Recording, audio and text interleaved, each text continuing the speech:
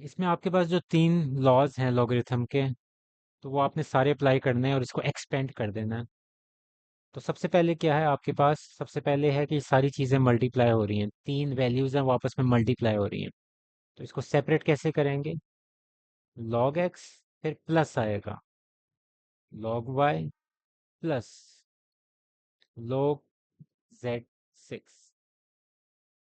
फिर ये तो ठीक है, पहली दो वैल्यूज, इसके ऊपर पावर आ रही है, पावर को स्टार्ट में लेके आना होता है।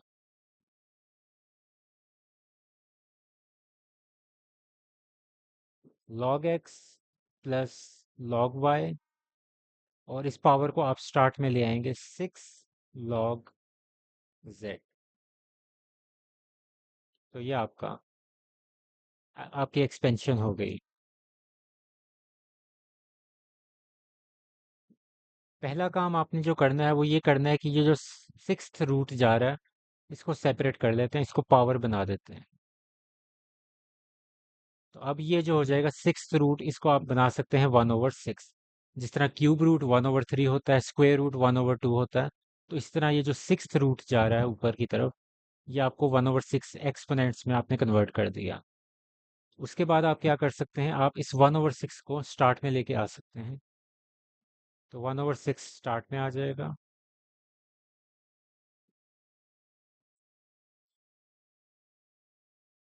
ये आ गया। अब आगे आपके पास ये दो वैल्यूज मल्टीप्लाई हो रही हैं, m⁵ और n⁵। तो इसको जब आप सेपरेटली लॉग में रखेंगे, तो ये हो जाएगा m⁵ प्लस log⁵ बीच में प्लस का साइन आ जाएगा और ये सेपरेट हो जाएंगे।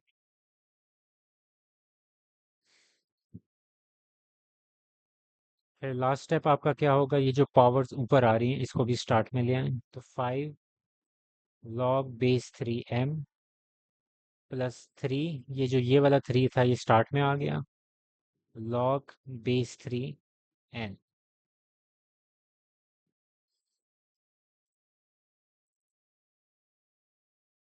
पार्ट 3 है log 8 को हम लिख सकते हैं 2 की पावर 3, और आगे x की पावर 3, और स्क्वायर रूट की जगह हम लिख सकते हैं 1/2। अब क्योंकि दोनों की पावर सेम है तो हम इसको एक साथ लिख सकते हैं,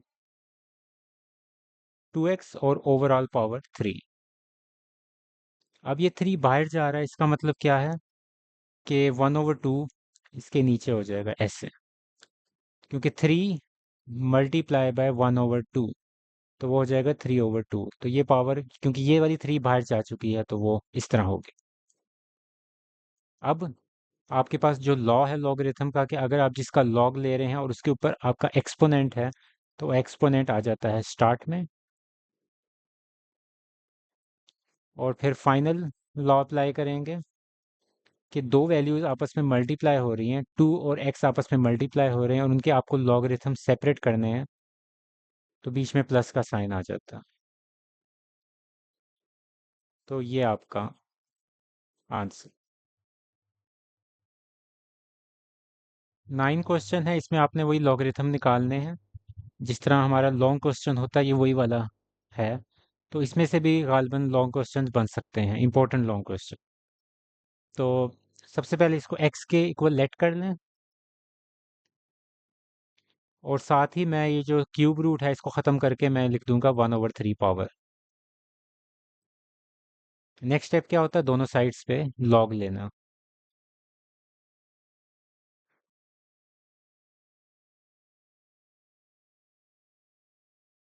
1/3 ऊपर है पावर तो स्टार्ट में आ जाएगी।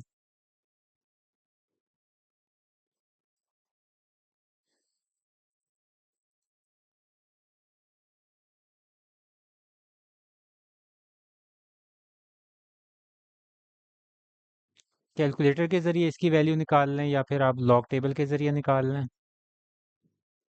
तो लॉग 68.24 आपके पास हो जाएगा 1.8340। अब इसी वैल्यू को आप 3 से डिवाइड कर दें, तो आपके पास हो जाएगा 0.6113। और यहाँ से आपने x की वैल्यू निकालनी है, तो log दूसरी साइड पे जाके हो जाएगा एंटी लॉग।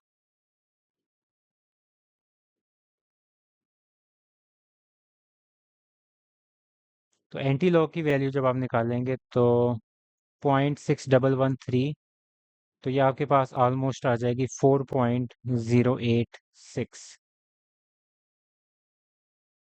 अब बुक के पीछे क्या लिखा हुआ वो मुझे अभी मैंने देखा नहीं है, तो 4.1 भी लिखी हो सकती है पीछे वैल्यू, या खाली 4 भी लिखी हो सकती है। तो जो भी वैल्यू लिखी होगी वही आंसर है। अब इसको राउंड ऑफ करके उसके मुताबिक आपने एडजस्ट कर देना। ये क्वेश्चन 9 का सेकंड पार्ट है।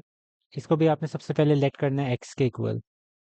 319.8 मल्टीप्लाई बाय 3.543। अब इसकी भी वही आपने करना है कि दोनों साइड्स पे आपने लॉग लेना है।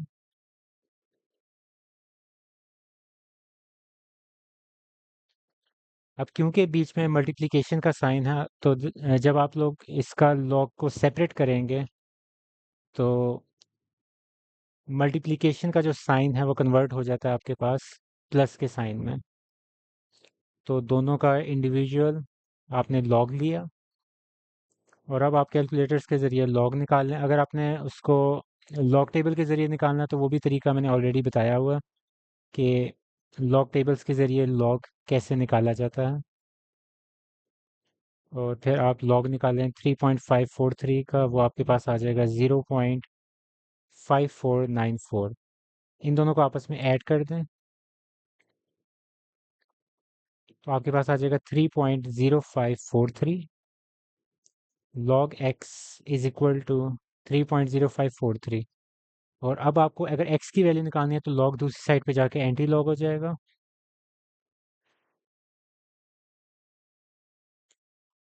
एंटी लॉग के लिए भी आप या तो लॉग टेबल यूज कर लें, या कैलकुलेटर के जरिए शिफ्ट के साथ लॉग वाले बटन को दबा दें तो 10 टू रेज पावर हो जाएगा। इसका भी तरीका मैंने ऑलरेडी बताया हुआ है कि लॉग कैसे निकाला जाता है कैलकुलेटर्स पे फिक्स करके, और एंटी लॉग कैसे निकाला जाता है। तो आपके पास 1133.18 आंसर आपका आ जाएगा। इसको अगर आपने वेरीफाई करना है तो ऊपर जो दो वैल्यूज आपके पास दी हुई हैं उनको आपस में मल्टीप्लाई कर दें। 319.8 मल्टीप्लाई बाय 3.543, तो एग्जैक्टली आपके पास यही आंसर आ रहा होगा। या आपके पास 1133 ये तो आता ही है, तो डेसिमल के बाद वाला जो आपका डिजिट्स आ रहे हैं उसको आप इग्नोर कर सकते हैं। तो राउंड ऑफ करके आप इसको 1133 तक भी लिख सकते हैं। अब ये उसी क्वेश्चन का लास्ट पार्ट है। अब इसके अंदर चार वैल्यूज आपके पास दी हुई हैं, तो जो न्यूमरेटर में होंगी, हमने ये क्वेश्चन शायद पहले किया हुआ इस तरह का, और जो न्यूमरेटर में वैल्यूज होंगी उसको आपने प्लस साइन के साथ लिख देना जब आप सेपरेट लॉग करेंगे, और जो आपकी डिनोमिनेटर के अंदर वैल्यूज हैं वो नेगेटिव साइन के साथ आएंगे। तो सबसे पहले इसको x लेट कर लें, 36.12 मल्टीप्लाई बाय 750.9, और नीचे आपके पास आ जाएगा 113.2 मल्टीप्लाई बाय 9.98। अब दोनों साइड्स पे आप लॉग ले लें।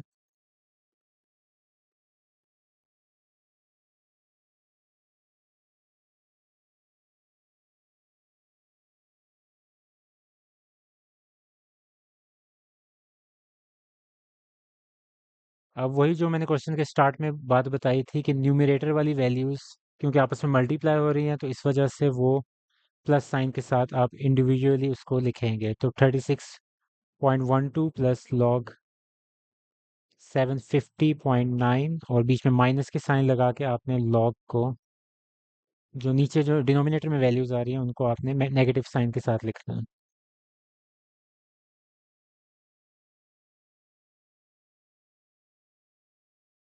अब ये जो सारी वैल्यूज आई हैं इनको आप कैलकुलेट कर लें यूजिंग कैलकुलेटर या फिर लॉग टेबल।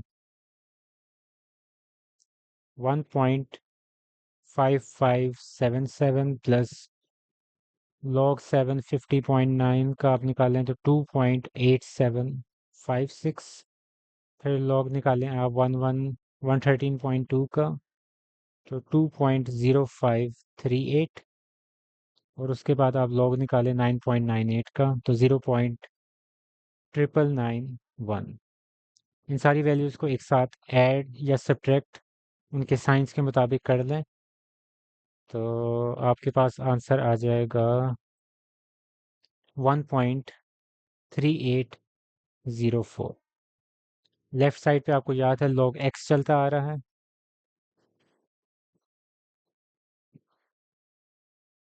अब यहाँ से आपको खाली x की वैल्यू निकालनी है, तो log राइट हैंड साइड पे आके क्या हो जाएगा, एंटी लॉग हो जाएगा।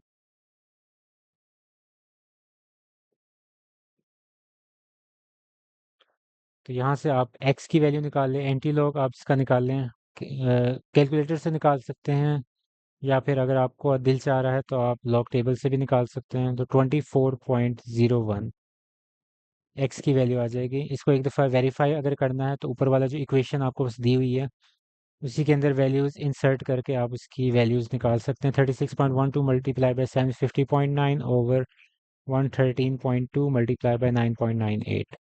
तो ये भी आपके पास वैल्यू 24 ही आ रही है। तो राउंड ऑफ इसको बेसिकली आप करके 24 खाली भी लिख सकते हैं। तो ये आपका आंसर आ गया। इस क्वेश्चन का फंक्शन पीटी है,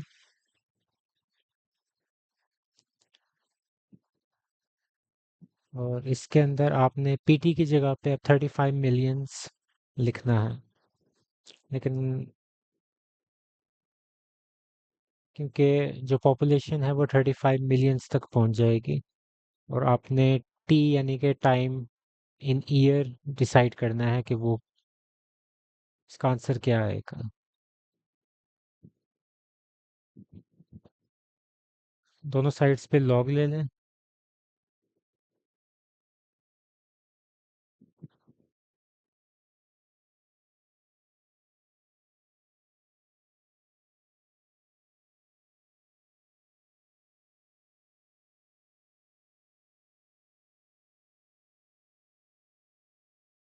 तो 22 और ये आपस में बेसिकली मल्टीप्लाई हो रहे हैं, तो इनको अगर आपने सेपरेट करना है तो प्लस का साइन आ जाएगा।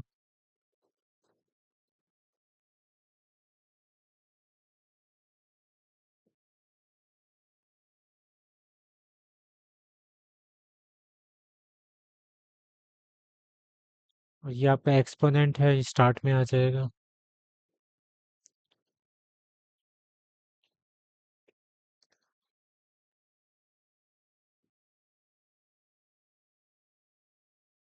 log 22 वाली वैल्यू को लेफ्ट साइड पे ले जाए, नेगेटिव हो जाएगी।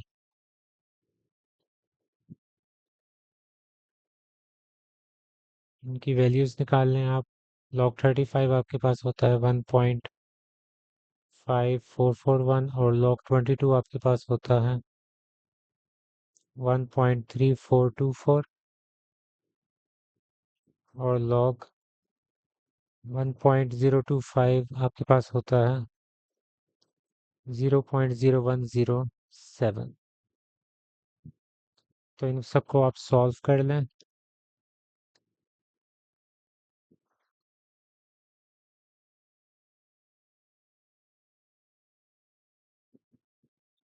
इसको दूसरी साइड पे जाके डिवाइड कर दें, तो यहाँ से आपके पास t की वैल्यू आ जाएगी।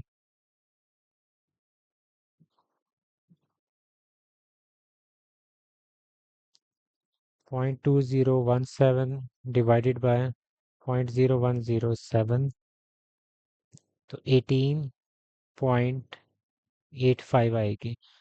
लेकिन आपने इसको अगर आप राउंड ऑफ करना है तो आपके पास ऑलमोस्ट 19, और क्योंकि टाइम आपके पास ईयर्स में है तो 19 ईयर्स ये आपका आंसर होगा। बुक के पीछे मैंने देखा था वो तकरीबन 4 डिजिट कोई आंसर दिया हुआ है, तो वो गलत है। इसका आंसर 19 ईयर्स ही आता है।